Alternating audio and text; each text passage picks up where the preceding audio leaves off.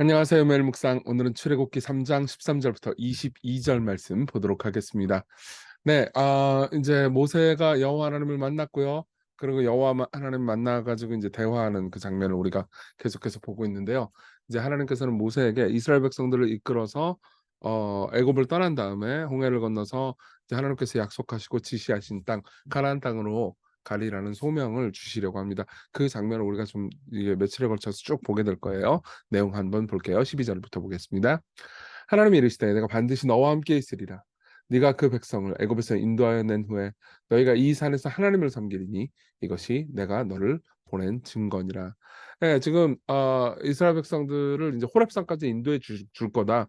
지금 모세는 호렙산에서 하나님을 만나고 있으니까요. 그리고 이것이 내가 너를 보낸 증거래요. 이게 참 웃기는 거죠.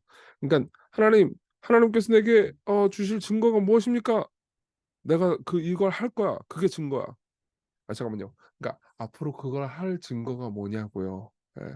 아니 할 거야. 이게 증거야. 이게 무슨 말이죠? 하나님께서는 자기 자신이 증거이기 때문에 더 이상 증거가 필요하지 않다는 걸 말씀하시는 거죠. 내가 최종 증거다. 내가 말했다. 이 이상의 증거는 있을 수 없다. 내가 말했다. 이 이상의 보증은 있을 수 없다. 여러분 은행 가서 돈 빌리려면 뭐가 필요하죠? 담보물, 보증금이 필요하죠. 그렇죠? 뭐 이 정도 돈 있으면 당신 집이 있어야 됩니다. 집 없으면 안 빌려줘, 안 빌려줘. 이거잖아요. 우리 교회에서 대출 좀 내려고 해도 뭐 우리는 건물이 없어가지고 대출을 못 내. 갑자기 슬픈데? 네, 그렇단 말이에요. 예. 근데 왜 그럴까요? 왜 건물이 있어야 된다고 은행은 얘기할까요? 확실한 보증금, 확실한 담보물이라고 건물과 땅은 확실한 담보 및 보증이라고 은행이 생각하기 때문이죠. 그렇죠? 근데 하나님께서 뭐라고 말씀하십니까? 내가 확실한 보증금이다. 내가 확실한 담보물이다. 나보다 더 확실한 담보물은 없다. 내가 말했다. 그럼 끝이다. 이러는 거죠. 예.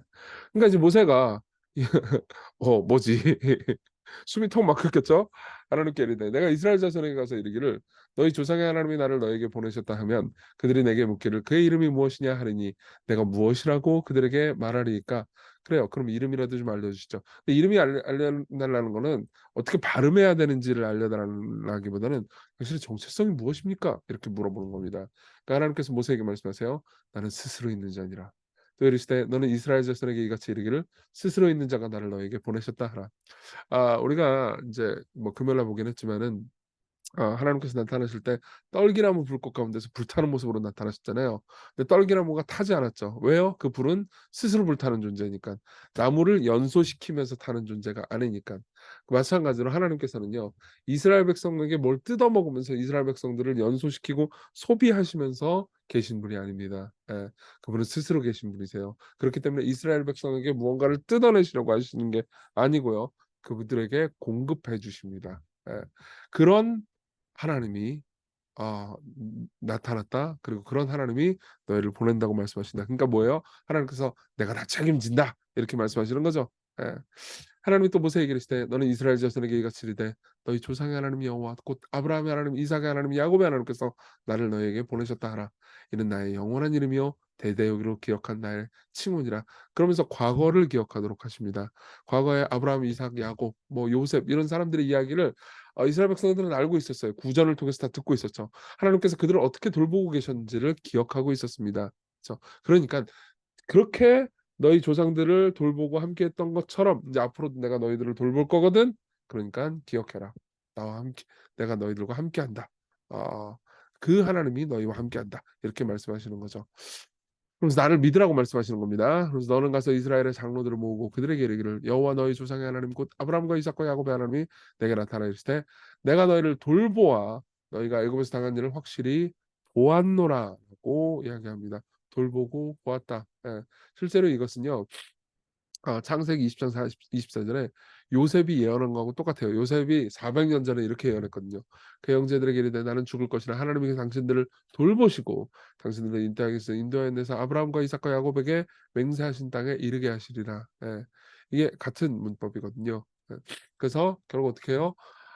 하나님께서 요셉의 입을 통해서 예언하신 게 이제 성취될 거다라고 하나님께서 말씀하신 거죠. 나는 400년이 지나도록 잊지 않았다. 까먹지 않았다. 너희들을 보고 있었다. 지키고 있었다.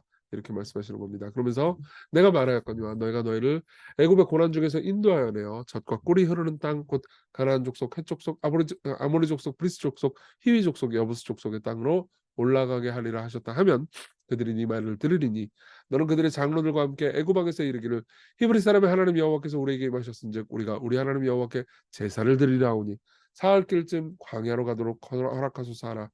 내가 아노니 강한 손으로 치기 전까지는 애굽 왕이 너희가 가도록 허락하지 아니하다가 내가 내 손을 들어 애굽 중에 여러 가지 이적으로 그 나라를 친 후에야 그가 너희를 보내리라. 무슨 말입니까? 너에게 고난이 있을 거야. 세상의 바로는 네 말을 바로 듣거나 따르지 않을 거야. 그렇지만 내가 너희들을 도울 거다. 내가 강력한 능력으로 내가 진짜 하나님임을 보여줄 거다라고 이야기를 하는 거죠. 네, 우리의 삶에서 우리 삶에 하나님을 순종하면서 살아가는 길도요. 세상의 반대나 그리고 고난이 없다라고 성경에서 이야기하지 않습니다. 오히려 그 고난과 반대 가운데서도 하나님께서 그분의 능력을 보여주실 거라고 이야기를 하는 거죠. 네. 그러면서 내가 애굽 사람으로 이 백성에게 은혜를 입히게 할지라 너희가 나갈 때에 빈손으로 가지 아니하리니 여인들은 모두 그 이웃 사람과 및 자기 집에 거류하는 여인에게 은폐물과 금폐물과 의복을 구하여 너희의 자녀를 꾸미라. 너희는 애굽 사람들의 물품을 취하리라.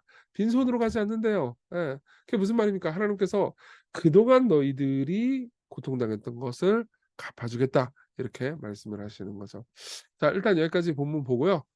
말씀 적용을 좀 합시다. 더 이야기를 할 게 있으니까요. 자, 첫 번째입니다. 하나님께서 우리를 보고 계심을 기억하는 겁니다. 여러분, 존 파이퍼 목사님이 한 말 중에서요. 이런 말이 있어요. 어느 순간에도 하나님은 우리 삶 속에서 만 가지 좋은 것을 추구하고 계시지만 우리는 그중에서 두세 가지 정도만 알 뿐이다. 그러니까 우리 삶에서 지금 벌어지는 일들 있잖아요. 저한테도 벌어지고 여러분들한테도 벌어지는 일들 중에서 하나님께서는요. 수만 가지 좋은 일들을 추구하고 계세요. 그렇지만 우리는 그중에서 두세 가지 정도만 알아챌 뿐이죠. 네. 요셉의 삶을 한번 생각해 보십시오. 요셉은 팔렸고요. 형들에게 배신당했고 폭행당했고 피 흘렸고 그리고 이집트에 가서 노예로 부림당했고 거기서 억울한 일을 또 당했고 나쁜 일, 나쁜 일, 나쁜 일, 나쁜 일, 나쁜 일만 벌어지는 것처럼 보이지만 하나님께서는요. 어떻게 하시죠? 그 모든 것들을 통해서 결국은 선을 이루시죠. 예. 당신이 노예로 팔려가 억울한 누명을 쓰고 감옥에 갇혀 있는 자신을 발견하셨죠. 요셉이 그랬잖아요. 그렇지만 그 중에서도 사실은 자신이 고통당하는 정도가 아니고 하나님께서 준비시키는 과정을 겪고 있다라고 생각할 수 있는 거죠. 지금 오늘 여러분들이 겪는 고통도 마찬가지일 겁니다. 예. 여러분들이 만일 사랑하는 사람이 왜 그렇게 오랫동안 불신앙 속에 방치되어 있는지 궁금하다면 하나님께서 그의 인내심과 강력한 사명자의 모습을 준비하고 계시다는 사실을 발견할 수 있습니다. 예. 바울 얘기하는 거예요.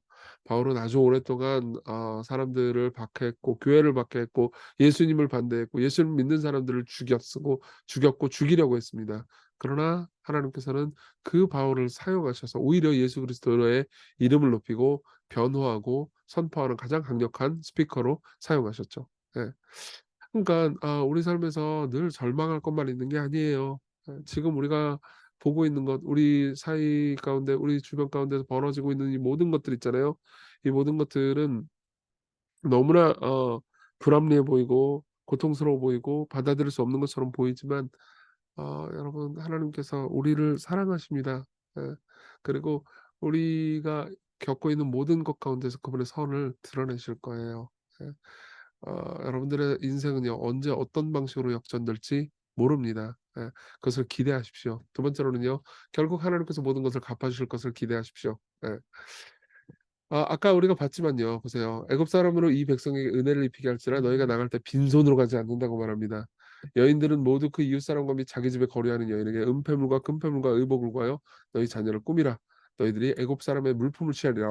얼핏 보면 도둑질처럼 보이잖아요. 아니에요. 그동안 그들은 월급 한 푼도 못 받고 계속해서 탈탈탈탈 털렸단 말이에요. 노동하고 아무것도 받지 못했습니다. 노예였죠. 예. 하나님께서 그 모든 것을 보시고 분노하십니다. 예. 게다가 여러분 그거 알고 계십니까? 이스라엘 백성들의 시조인 야곱 있잖아요. 야곱도요. 삼촌 라반의 집에서 탈탈탈탈 털렸습니다. 예. 돈 뭐 하나도 못 받고 7년 동안 라헬을 위해서 일했고요. 또 7년 동안 또 일했습니다. 예. 14년을 일하는데 월급 하나도 못 받고 사실 20년을 일했는데 월급 하나도 못 받았어요. 예. 근데 나중에 하나님께서요. 그 모든 것을 갚아주시고 부자가 되게 해서 야곱을 떠나게 하세요. 그러니까 여러분들이 누구에게 이웃에게 선을 행했는데 안 갚았다. 그 사람이 내가 누군가한테 선을 행했는데 그 사람이 나를 씹어버리고 배신했어요. 걱정하지 마십시오. 하나님께서 기억하고 계십니다. 여러분들이 베푼 것 하나도 까먹지 않고 함께하고 계세요. 그러니까 우리는요 하나님과 함께 믿음의 모험을 할 수 있습니다. 예. 여러분 에릭 리들이라는 사람이 있어요. 이 사람은 선교사이기도 했고요. 또 올림픽의 금메달리스트이기도 했어요. 육상 선수였거든요. 그리고 나중에 이제 중국 선교사로 갑니다. 그리고 순교해요. 근데 그 삶에는 행복한 순간과 고통스러운 순간이 있었죠. 근데 이렇게 말합니다. "나는 하나님께 설명을 들을 필요가 없습니다. 나는 다만 그분을 믿으며 내 앞길에 놓인 어떤 상황도 받아들일 뿐입니다."라고 이야기를 합니다. 여러분 이렇게 생각해 보십시오. 하나님께서 우리 모든 삶을 지켜보고 계시다는 것, 그리고 결국 모든 삶의 손해를 갚아 주시라는 것을 기억하십시오. 그리고 오늘을 산다면요. 여러분들이 용기를 내서 오늘을 살 수 있을 겁니다. 예. 그리고 예수님도 그렇게 믿음으로 사셨어요. 그분도 십자가 넘어 부활이 있다는 것을 믿으셨어야 했고요.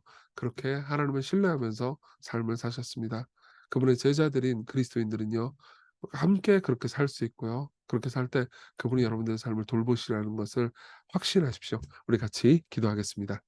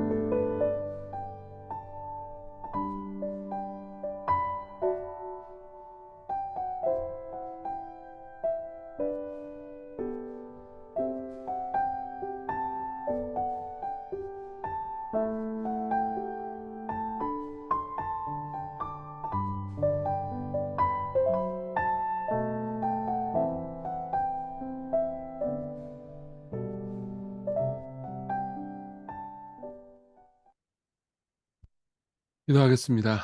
은혜로우신 주님, 우리의 삶을 지켜보고 계시다는 것, 그리고 우리가 삶에서 어떤 어 손해와 괴로움과 상실을 겪더라도 반드시 갚아 주시라는 것을 우리가 믿게 하소서.